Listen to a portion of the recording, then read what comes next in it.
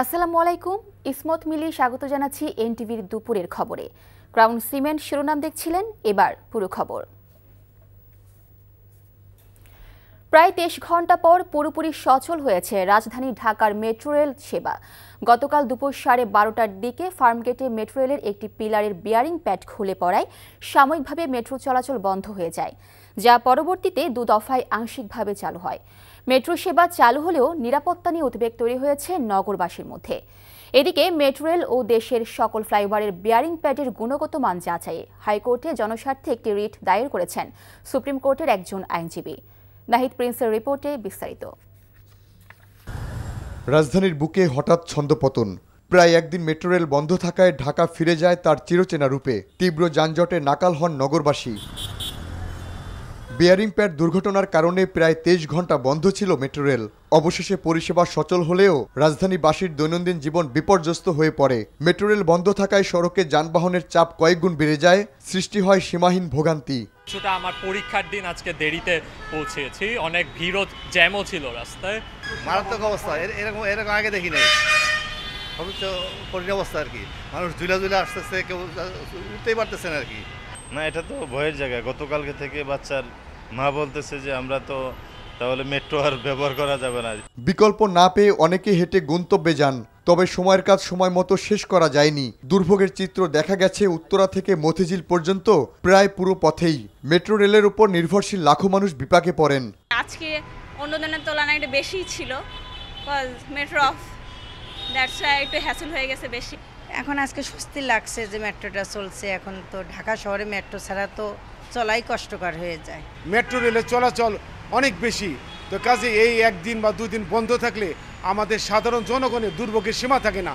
এদিকে metro rail ও দেশের সকল ফ্লাইওভারের বিয়ারিং প্যাডের গুণগত মান নির্ণয়ে একটি কমিটি গঠনের নির্দেশনা চেয়ে হাইকোর্টে জনস্বার্থে রিট দায়ের করেছেন সুপ্রিম কোর্টের আইনজীবী ব্যারিস্টার আব্দুল্লাহ আল মামুন। আমরা এখানে রিট পিটিশনটার পারমিশন চেয়েছি, কোর্ট আমাদেরকে পারমিশন দিয়েছে। আগামীকালকে শুনানির জন্য তারিখ নির্ধারণের জন্য আমাদেরকে বলেছে মেনশন স্লিপ জমা দেওয়ার ক্ষেত্রে। একটা হচ্ছে এখানে যে বেয়ারিং প্যাডটা ছিল, এই বেয়ারিং প্যাডটার গুণগত মান নিশ্চিতকরণ হয়েছে কিনা, এবং আমাদের এই ঘটনা গতকালকের যে ঘটনা সেটার সঙ্গে অবহেলা আছে কিনা সেটার উপরে আমরা ডাইরেকশন চেয়েছি। Nahid Prince, NTV news, Dhaka. আসন্ন ত্রয়োদশ জাতীয় সংসদ নির্বাচন সামনে রেখে ভোট কেন্দ্রের তালিকা চূড়ান্ত করেছে নির্বাচন কমিশন। সকালে আগারগাঁওয়ের নির্বাচন কমিশনে ভোট কেন্দ্রের তালিকা প্রকাশ করেন নির্বাচন কমিশনের সিনিয়র সচিব আক্তার হোসেন। তিনি জানান, ত্রয়োদশ জাতীয় নির্বাচনে 300 আসনে মোট ভোট কেন্দ্র থাকবে 42,761টি। মোট ভোট কক্ষ থাকবে 2,44,649টি। এর মধ্যে পুরুষ ভোট কক্ষ থাকবে 1,15,137টি, আর মহিলা ভোট কক্ষ থাকবে 1,29,602টি। এর বাইরে যে কোনো প্রয়োজনে 14টি অস্থায়ী ভোট কেন্দ্র এবং 12,000 অস্থায়ী ভোটকক্ষ প্রস্তুত রাখা হবে বলে জানিয়েছেন কমিশন সচিব। এনসিপিকে শাপলা প্রতীক দেয়া হয়নি, তাদেরকে নিজ বিবেচনায় তালিকায় থাকা প্রতীক নির্বাচন করতে হবে উল্লেখ করে আক্তার আহমেদ বলেন, এর বাইরে নির্বাচন কমিশনের এ বিষয়ে আর কোনো সিদ্ধান্ত নেই। নির্বাচন কমিশন যেটা বলেছে যে তারা স্ববিবেচনায় নিজের একটা প্রতীক বরাদ্দ করে দেবে, সেটাই হচ্ছে এখনকার পর্যন্ত অবস্থান। আমাদের তফসিলে নাই, অর্থাৎ আইনগতভাবে তফসিলে না থাকার কারণে দেওয়া হয়নি। এখন এটাই হচ্ছে আমরা আগাগোড়াই বলে আসছি। এখন আমি এই কথাটাই বলছি, তফসিলে না থাকলে দেওয়ার কোনো সুযোগ নেই। এখন তফসিলে কেন অন্তর্ভুক্ত করা হয়নি এটা কমিশন থেকে ভালো করে, কমিশন যখন আপনাদের সামনে আসবে তখন আপনারা তখন মাননীয় কমিশনকে এটা জিজ্ঞাসা করেন। যুগপৎ আন্দোলনের সহযোগীদের নিয়ে ঐক্যবদ্ধভাবে বিএনপি নির্বাচনী বৈতরণী পার হতে চায় বলে মন্তব্য করেছেন দলটির স্থায়ী কমিটির সদস্য সালাউদ্দিন আহমেদ। আজ যুবদলের প্রতিষ্ঠা বার্ষিকী উপলক্ষে শহীদ রাষ্ট্রপতি জিয়াউর রহমানের মাজারে শ্রদ্ধা জ্ঞাপন শেষে সাংবাদিকদের কাছে তিনি এমন মন্তব্য করেন। সবার মাঝে বিদ্যমান ঐক্য যেন কোনোভাবে বিনষ্ট না হয় সেদিকে জোর দেওয়ার উপরও গুরুত্বারোপ করেন বিএনপির এই স্থায়ী কমিটির সদস্য। আগামীর বাংলাদেশ হবে তারুণ্য নির্ভর উল্লেখ করে তরুণদের রাজনৈতিক ভাবনাকে গুরুত্ব দেওয়ার জন্য দলের নেতাকর্মীদের প্রতি আহ্বান জানান তিনি। স্বনির্ভর জাতি বিনির্মাণে শহীদ রাষ্ট্রপতির হাত ধরে যে যুবদলের প্রতিষ্ঠা তা আজও তার আদর্শ মেনে কাজ করে যাচ্ছে বলেও জানান সালাউদ্দিন আহমেদ।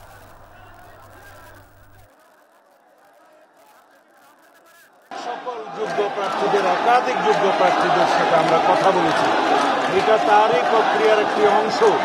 আমরা একই মেসেজ দিতে চাই, যাতে আমাদের দলের ভিতরে ঐক্য থাকে, জাতির মধ্যে ঐক্য থাকে, যাদের সাথে আমরা যুগপৎ আন্দোলন করেছি এবং অন্যান্য একটা বৃহৎ জোটের জন্য আমরা চিন্তা করছি, সবাইকে নিয়ে ঐক্যবদ্ধভাবে যাতে আমরা আগামীতে এই নির্বাচনী বৈতরণী পার হতে পারি। বিএনপি সরকার গঠন করলে আমলাদের ক্ষমতা কমিয়ে জবাবদিহিতা নিশ্চিত করা হবে বলে জানিয়েছেন দলটির স্থায়ী কমিটির সদস্য আমির খসরু মাহমুদ চৌধুরী। আজ রাজধানীতে ইকোনমিক রিফর্ম সামিটের উদ্বোধন শেষে সাংবাদিকদের কাছে তিনি একথা জানান।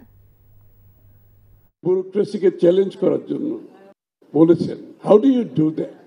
তাদের কাজটা কমিয়ে আনি, তাদের হাতে সব দায়িত্ব দেওয়ার দরকার তো নেই। কোয়াইট সিম্পলি বলতেছি আমি। So I can assure you, if given chance, we will go for serious deregulation. July আন্দোলন ঘিরে দায়ের করা ভুয়া মামলায় প্রমাণ না মেলায় ৩৭২ জনকে অব্যাহতি দিয়ে চূড়ান্ত প্রতিবেদন দাখিল করেছে পুলিশ। আজ আপিল বিভাগে এমন প্রতিবেদন জমা দিয়েছে রাষ্ট্রপক্ষ।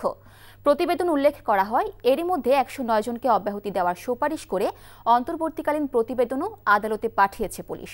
এর মধ্যে হবিগঞ্জ, জয়পুরহাট, মানিকগঞ্জ ও গাজীপুর জেলায় ১ জন করে, খুলনায় ২ জন, সিলেটে ৩৯ জন, ঢাকা মহানগরে ১২ জন, ঢাকা জেলায় ২৫ জন এবং কুড়িগ্রামে ১৮ জন রয়েছেন। এছাড়া অব্যাহতির প্রক্রিয়ায় আরও ২৫১ জন রয়েছেন।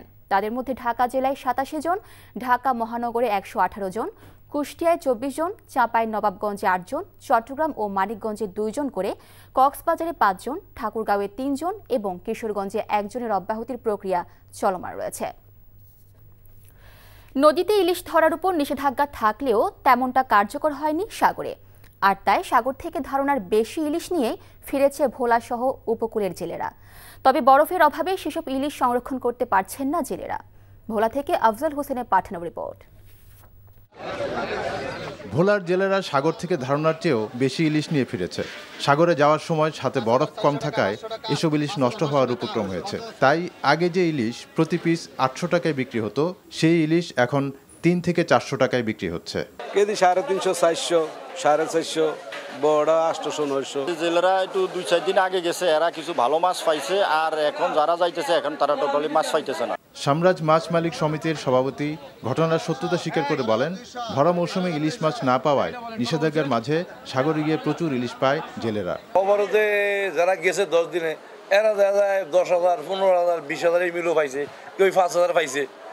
যারা 100 মণ মাছ পেলে 10,000 টাকা বেচত তো 10 লাখ। এর আগে তো জানিয়ে 6 মাস বাইরে 10 লাখ টাকা কামাই করতে পারে না। এদিকে কেউ কেউ বলছেন, প্রশাসনের সাথে যোগসাজশ করে এসব অসাধু ব্যবসায়ী নিষেধাজ্ঞার মধ্যেই ট্রলার নিয়ে সাগরে মাছ ধরেছে। একই সাথে বরফ কলগুলো খুলে দেওয়ার ফলে সরকারের যে মূল উদ্দেশ্য মা ইলিশ রক্ষা, সে উদ্দেশ্য সফল হওয়া নিয়ে প্রশ্ন দেখা দিয়েছে। NTV news desk. এই ছিল দুপুরের খবরে। এই খবরের ভিডিও সহ আপডেট জানতে ভিজিট করুন এনটিভি অনলাইন www.ntvbt.com। এছাড়াও এনটিভির জনপ্রিয় সব অনুষ্ঠান ও খবরের আপডেট জানতে ভিজিট করুন আমাদের ইউটিউব ও ভেরিফাইড ফেসবুক পেজে। 5টায় দেশের খবর দেখার আমন্ত্রণ রইল। ধন্যবাদ সবাইকে।